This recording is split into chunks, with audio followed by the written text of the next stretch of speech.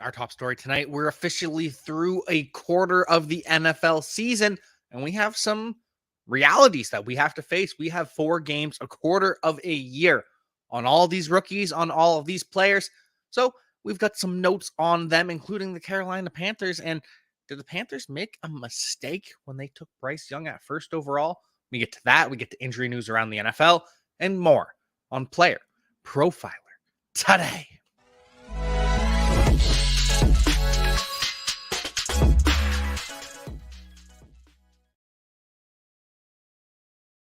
Four games into the NFL season. Obviously, that is not enough time to make a full and accurate assessment. Usually, it takes 3 years for us to know what a rookie class is. But this is something we were saying even before the draft. This is something that Player Profiler was in unison on, that if you need a put-together, polished quarterback, you go CJ Stroud. If you want a project, if you are willing to take the risk that Anthony Richardson might not hit, then you go Anthony Richardson, because the physical freak that he is, it is worth it. And sure enough, through the early portion of the 2023 NFL season, CJ Stroud is just so good. So good. CJ Stroud is the first NFL quarterback with 1,200 plus passing yards and 0 interceptions through 4 games. Over the past 3 weeks, CJ Stroud is a 20-plus fantasy point machine. CJ Stroud is the real deal, and he's doing it without an offensive line. All of his offensive linemen are injured, and CJ Stroud gets it done week after week after week. Where's Anthony Richardson? Anthony Richardson leads the NFL in explosive play rate. That is runs of 12-plus yards and passes of 20-plus yards. Anthony Richardson is electric. Anthony Richardson is exciting. And that's everything that the Carolina Panthers have not been. The Carolina Panthers have been a massive, massive disappointment. And it's not all on Bryce Young. He's got no help from his pass catchers. Adam Thielen, wide receiver 1, is not good. But we did see Andy Dalton vastly outperform Bryce Young. And so when you compare these 3 quarterbacks against each other, Bryce Young is actually first in completion percentage. 65% completion by Bryce Young, 62 by CJ Stroud, and a 56.9% from Anthony Richardson.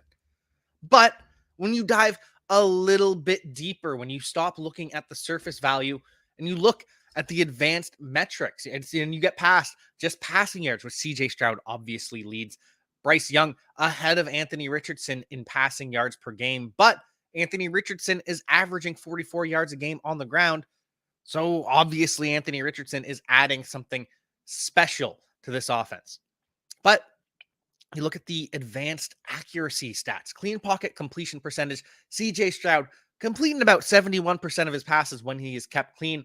Not kept clean anywhere near often enough, but that's 13th among all quarterbacks. Whereas Bryce Young is completing 60% of his passes when he is kept clean, when there is no pressure. That is 30th in the NFL. Anthony Richardson, not doing great. He's completing about 64% of his passes compared to Bryce Young completing 60%. But Anthony Richardson, that's still about 4% better than Bryce Young, 26th among quarterbacks. And if I want a quarterback to dink and dunk, then I'm taking Anthony Richardson, because adjusted yards per attempt, Anthony Richardson only averaging about 5 yards per attempt. His average depth of target is only about 5 yards, whereas Bryce Young, he's aiming about 7.5 yards downfield, but his yards per attempt, his adjusted yards per attempt is just 3.2. And so if my option is an offense where I'm just having to dink and dunk away, I'd rather have Anthony Richardson, because he can bail me out with his legs. And if I just want pure accuracy, then I want CJ Stroud. CJ Stroud is that guy. CJ Stroud should have been the first overall pick. And if you wanted to get fancy, you should have gone and drafted Anthony Richardson first overall. Those are the 2 options. Player Profiler was on it all along. And so far, it looks like we. Now, of course, the weapons do play a massive part in it.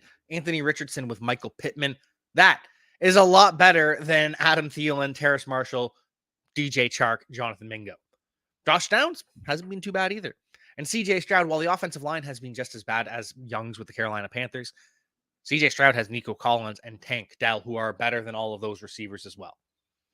So, all in all, I truly believe what Player Profiler was preaching before the NFL draft, that CJ Stroud was the ready-made quarterback that you should have wanted.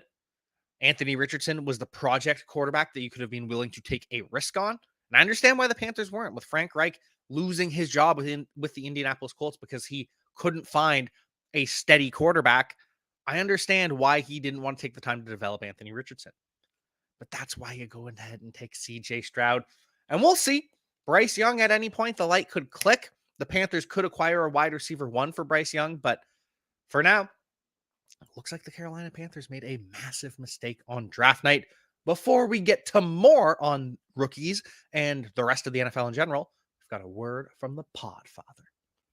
Hey, we're all starting new fantasy leagues all the time. And more often than not, where do we start our fantasy leagues at Player Profiler? On Sleeper. Because it's the best. You can imagine my excitement when I saw Sleeper rolled out. Sleeper picks, baby. And game stacking is the path to positive returns with these pick'em games. Find that sneaky shootout and set most of the players to go over their projection for that week. Or you find a game going to get dragged into the mud and take every member of the passing game for less than their projections that week. And if you pick up to 8, that's how you 100x your payout on Sleeper. It's called the Hail Mary. So if you use promo code Underworld, you get a $100 instant deposit match. Check out Sleeper's terms and conditions for details. These Sleeper picks are live in over 25 states.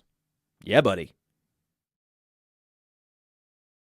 DFS getting harder every year, but we're here to make it easier with the DFS Dominator because I know a lot of optimizers keep coming out. Oh, our optimizer. What about this optimizer? But that optimizer. Well, we have a cash game optimizer that leverages the projections from Dario, Billy, the award-winning projections at playerprofiler.com, and builds the best lineups for cash games that have both upside and stability, because that's what you want. It's a couple clicks, boom, boom, boom.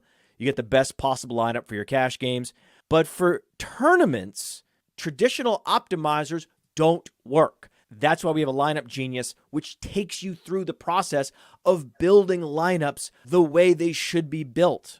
Which quarterbacks you want to be overweight on, then building stacks, then setting runbacks, then optimizing, and generating up to 150 lineups that you can easily import into DraftKings, into FanDuel. That's the DFS Dominator. It's only $45 a year. Not a week.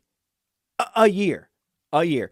Just go to Player Profiler, click on the DFS Dominator from the menu, and you won't be sorry.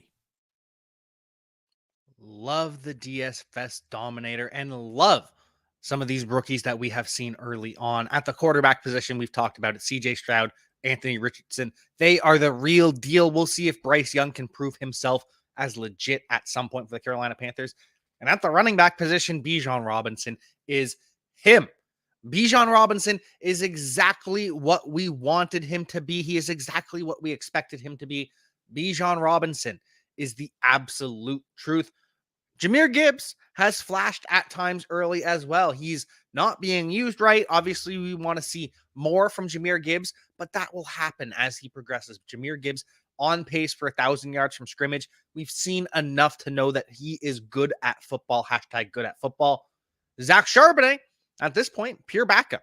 He's pretty hashtag good at football as well. He is impressing. He's averaging an impressive yards per carry. He's making plays in a limited sample size because he is a change of pace back. And Kendre Miller, he was injured to start the season. Alvin Kamara comes back after Kendre Miller gets one game to try and show out, doesn't perform. Kendre Miller relegated. Next year could still happen for Kendre Miller. Next year's not going to happen for Zach Charbonnet without an injury to Kenneth Walker. We're still holding out hope for Kendre Miller. But this is a damn good running back class. Tajay Spears already playing alongside Derrick Henry, forcing him off the field, out-snapping Derrick Henry in some games, even last week, where game script would demand that Derrick Henry is in the game the whole time in a blowout, and they run out the clock. Only played 4 more snaps than Tajay Spears. Tajay Spears running all of the routes for the Tennessee Titans. And of course, the crown jewel of this running back class, the one that everyone is so excited about. In the 3rd round, it's Devon Achane. And I'm getting used to that Achane, not A-Chain. Got to pronounce the name right. But he's the real deal. He is the RB1. He is the lead back. Not quite a bell cow yet, though. He is playing 66% of the snaps. At least he was in week 4. But only 42% of the carry. Still well ahead of Raheem Mostert. And he's running way more routes than Raheem Mostert as well. 68% of the routes run. Devon Achane is a lead back. Devon Achane is an RB1 the rest of the way because he can take the volume. We've seen it early on that he can take the volume. It's a beautiful thing. It's a beautiful thing from Devon Achane. We also have Roschon Johnson. We're still holding out hope for Roschon Johnson, but the Bears finally up, and Khalil Herbert's the better runner. I love Roschon Johnson, but Khalil Herbert is a better pure runner. And so when they're up, they're trying to run out the clock, they give the ball to Khalil Herbert. But we like Roschon Johnson because he is a better all-around back, what he can do in the passing game, what he can do as a pass blocker. That is enough where he can pass Khalil Herbert on the depth chart and will with time. But for now, he's just the passing down back. Tank Bigsby, just a backup for the Jacksonville Jaguars. And then all those other guys drafted, Israel Abanikanda through Kenny McIntosh. None of them have really separated. Some of them have already been cut. Shout out Dwayne McBride and Lou Nichols, who were both brought back on the practice squad. All these players drafted ahead of Jaleel McLaughlin. Jaleel McLaughlin, everyone's favorite waiver wire darling. 71% success rate last week versus a 33% success rate for Samaje Perine. It's a limited sample size, but Jaleel McLaughlin looks like an exciting player for a couple games while Javonte Williams is out. Obviously, don't believe this is going to be a long-term thing. Jaleel McLaughlin will be relegated back to RB3 shortly, but with Javonte Williams out, Samaje Perine's not going to be a bell cow. This is going to be, at worst, a 50-50 split. And if Jaleel McLaughlin keeps playing like he did last week, maybe he can creep into the 60%-ish area. Wide receiver. Wide receiver is an interesting tale. You know, Quentin Johnston, our love for Quentin Johnston, run 71% of the routes last week and just one reception. But this is, for the most part, a wait-and-see wide receiver class. Jackson Smith and Jigba, slow out the gate. Still believe in him. Still involved in the offense. It's just he's playing with DK Metcalf and Tyler Lockett. Zay Flowers looks legit already. He is already established himself as the real deal. Jordan Addison, that will come with time. We need to see more snaps from Jordan Addison. The problem is he's not as good of a blocker as KJ Osborne, which frustrates the head coach at times. But at some point, Jordan Addison is just going to be too good to deny. He will take over as the true wide receiver 2 ahead of KJ Osborne, playing in 2 wide receiver sets. Jonathan Mingo still holding out, waiting for him. He's getting a lot of targets, not doing a whole lot with him, not catching a whole lot of them either. Jaden Reed starting out strong. Rashee Rice starting to look like he could be Patrick Mahomes, wide receiver 1, led the receivers in targets the past 2 weeks, second on the team in targets behind Travis Kelce. This could be a thing. This could absolutely be a thing, Rashee Rice. Marvin Mims, already know he is a thing. He is the most efficient wide receiver in the NFL. He leads the Denver Broncos in receiving yards despite running just 36 routes, less than a third of the routes that Courtland Sutton has run. I don't get it, but Marvin Mims, the real deal, needs to play more. Tank Dell, we've already established that he is legit. We saw the Michael Wilson breakout last week, but other than that, it is a lot of wait and see. And it's funny. I was doing some research for this, trying to look at some of the rookies and how they've been doing so far. Josh Downs looks like he is a legit real-life wide receiver. But in fantasy football, low-volume passing game, it's never really going to happen for him. Cedric Tillman, Trey Tucker, Darius Davis. These are some of the names that were drafted ahead of Puka Nacua. Puka Nacua, third in the NFL in target share before Sunday Night Football. I don't know what he's at now. I forgot to check this before the show, but his worst game still had a 22% target share. Now, Cooper Kupp is coming back.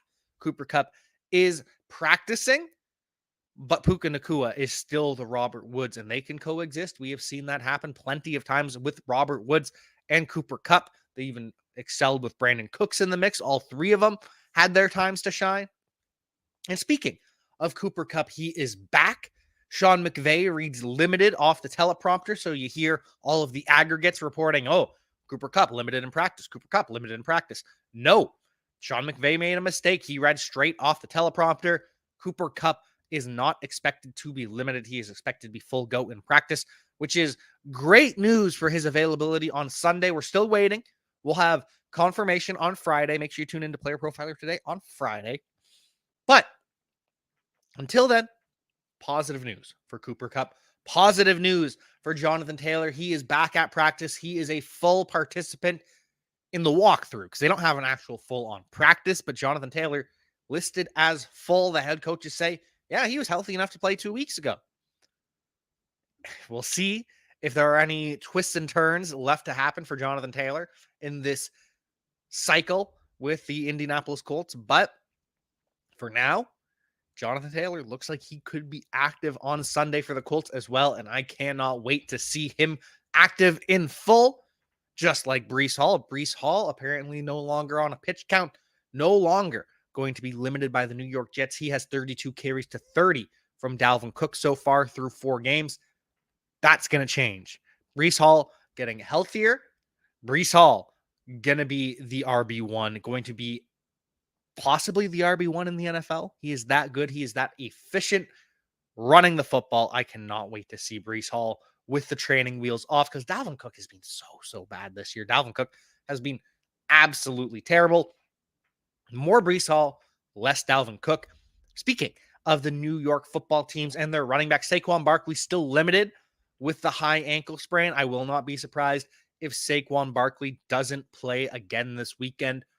Look at Austin Eckler. Austin Eckler suffers the ankle injury in week 1. He misses week 2, misses week 3, misses week 4.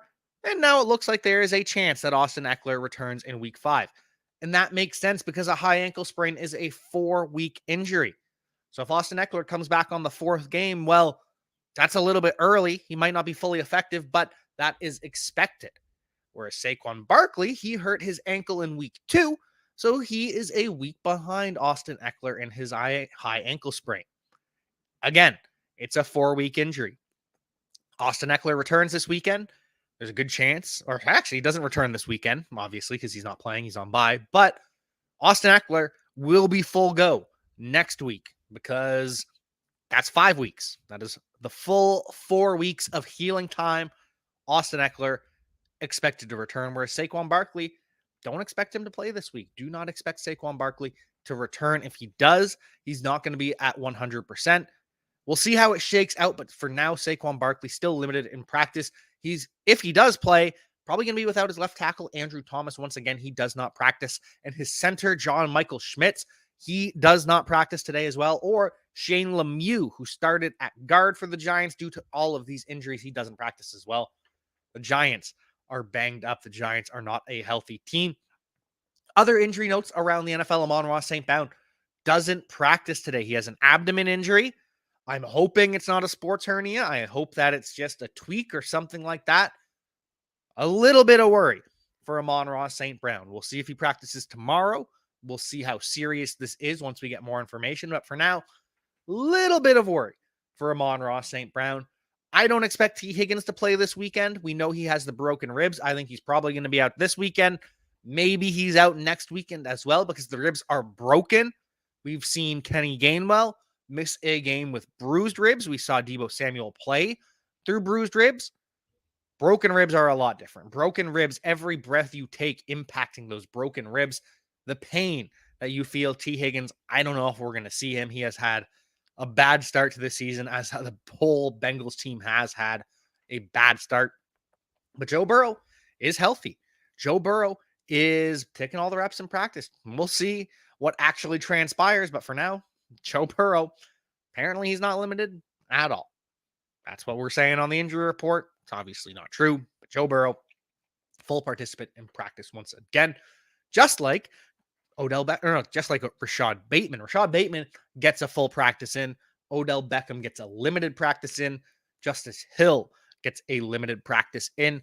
This AFC North, there are a lot of injuries in the AFC North. We have already talked about the Bengals. The Ravens still trying to figure things out. They lost J.K. Dobbins already. Keaton Mitchell, the running back, coming off injured reserve in the next 21 days. He's activated from the injured reserve list. They can activate him anytime over the next 21 days. Hopefully he can provide some juice, because Justice Hill, I believe in Justice Hill, but now he's not healthy with his toe and his hamstring, so I'm worried. And Gus Edwards has no juice at all. Oh, this AFC North, it gets worse too. Kenny Pickett wearing a knee brace, but he does plan to play. He plans to play through the pain. And that makes sense, especially for the Pittsburgh Steelers, for a team that prides itself on toughness. Just don't expect Kenny Pickett to be at 100%. And less than 100% on this Pittsburgh Steelers offense. I don't know if I want to see that. Don't know if I'm ready for that. And the final AFC North team, Deshaun Watson. Obviously, he's not playing this week. He's on the bye, but they don't think this will be a long-term thing. They expect Deshaun Watson to heal over the bye week and then return from his shoulder soreness. Don't know how this will play out. Dorian Thompson-Robinson, the lights were a little bit too bright in start one. I was excited to see what the kid could do. Didn't work out. Still believe in him as a long-term backup in the NFL, but could be getting more starts down the line. Derek Carr is starting to throw more, so we expect Derek Carr to play this weekend. Von Miller returned to practice for the Buffalo Bills. He wants to play in London, England. We see the Carolina Panthers get back offensive lineman Austin Corbett. We see the Jaguars get Zay Jones back in a limited practice. That's exciting. And Dwayne Smoot, their edge rusher / interior rusher, opens his 21-day window to return for the Jaguars. So Jaguars heating up, playing in London against these Buffalo Bills, probably playing against Von Miller, which is very exciting.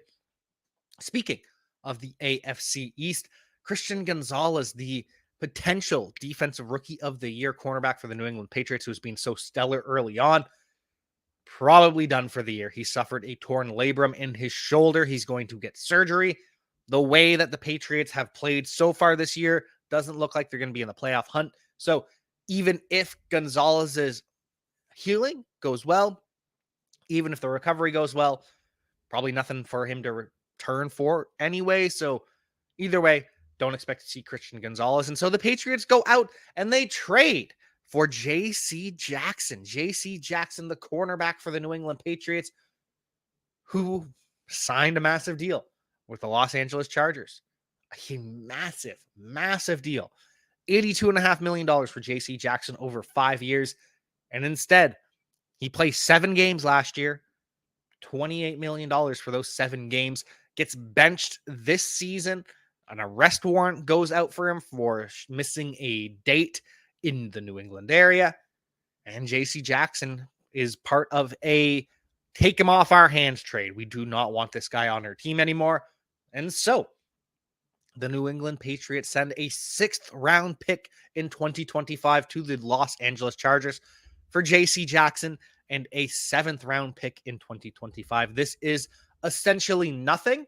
This is slightly more than what the Rams got for Cam Akers, but this is basically a please take him off our hands trade. The Chargers eat $12 million guaranteed for the rest of the year still. This is just to get rid of him. And so the Patriots get back a player who had 17 interceptions for the team over his final 2 seasons. And this is just a pattern for the New England Patriots. Jamie Collins, Trey Flowers, Trent Brown, Kyle Van Noy. They go out and get massive paydays once they reach free agency, and then they get cut early, and they end up back with the New England Patriots. It is a pattern, and J.C. Jackson's now part of it, except he's part of a trade back to the New England Patriots. Another player that the team just was done with is Randy Gregory. He is cut by the Denver Broncos, signed a 5-year, $70 million contract last offseason with Denver, and now he's out on the streets. Apparently, this was a mutual decision. Randy Gregory didn't want to be there. The Broncos couldn't trade him and didn't want him there. So they cut him. They put Nick Bonito into the lineup, and Nick Bonito has some game-changing plays for the Broncos in their win over the Chicago Bears. And so, another free agent. Lots of teams are interested in Randy Gregory. Doesn't look like it's going to happen. Well, obviously, it's not going to happen for a trade. We'll see where he ends up signing. Doesn't look like we're going to see a trade for Chase Claypool. Either teams are, quite frankly, worried about Chase Claypool, bringing him into the locker room. The chaos of Chase Claypool, the fact that he has already worn out his welcome with 2 franchises, first the Steelers, now the Chicago Bears. So why would any team give up draft capital for Chase Claypool? But once he is cut by the Chicago Bears, it sounds like he is going to be signed by some team first to the practice squad, or maybe a really desperate team signs him right away to the active roster. But this is a full-on rehabilitation job at this point for Chase Claypool. He's not going to be the answer to the Denver Broncos, the Carolina Panthers' woes at the wide receiver position. He's not the answer for the Chicago Bears. And the Chicago Bears might be out of answers, period. If they lose bad enough to the Washington Commanders tomorrow night, Matt Eberflus looks like he could be on the chopping block. Matt Eberflus could be the first Bears coach in history to be fired during the season if and when they lose to the Washington Commanders. It sounds like it's more of a matter of how badly they perform against Washington. And it's probably going to be bad. The Chicago Bears are without their starting safety, Eddie Jackson. They're without their top cornerback, Jalen Johnson. They're still without their nickelback, their cornerback in the slot. He's on IR, Kyler Gordon. Jaquan Brisker, their other starting safety. He's questionable this weekend. It is a mess. It's an absolute mess for the Chicago Bears, which is why I'm playing Sam Howell. Sam Howell against the Chicago Bears, against a defense that has been carved up by Russell Wilson, carved up by everyone that they have faced. It's Sam Howell's turn. He's going to have Curtis Samuel. He's going to have Jahan Dotson. Both have been cleared to play. They're going to be active for the Washington Commanders. Terry McLaurin is going to feast. That's why I'm playing Sam Howell ahead of a lot of quarterbacks. If you have Justin Herbert on bye week, perfect. Sam Howell. Hopefully you picked him up off waivers. If you have Geno Smith also on bye week, Deshaun Watson, any of these guys on bye, or if you have Joe Burrow, you have Dak Prescott. Joe Burrow has been awful this season, and I'm no longer willing to wait for him to turn it around. Dak Prescott's been pretty good this season, but he plays the San Francisco 49ers. I don't know. I think I might be playing Sam Howell in a lot of leagues, playing Sam Howell ahead of Dak Prescott, ahead of Joe Burrow. Hey, I want to take a moment to thank you for tuning in. It's important to me that all of our media be free. This is only possible because of you allowing a true independent sports media enterprise to thrive unlike any other in the business. So please subscribe to the All In Package to continue to make all of this possible, to ensure that all of our stats, information, data, content is available to you, especially you, the people that get the site and get the show.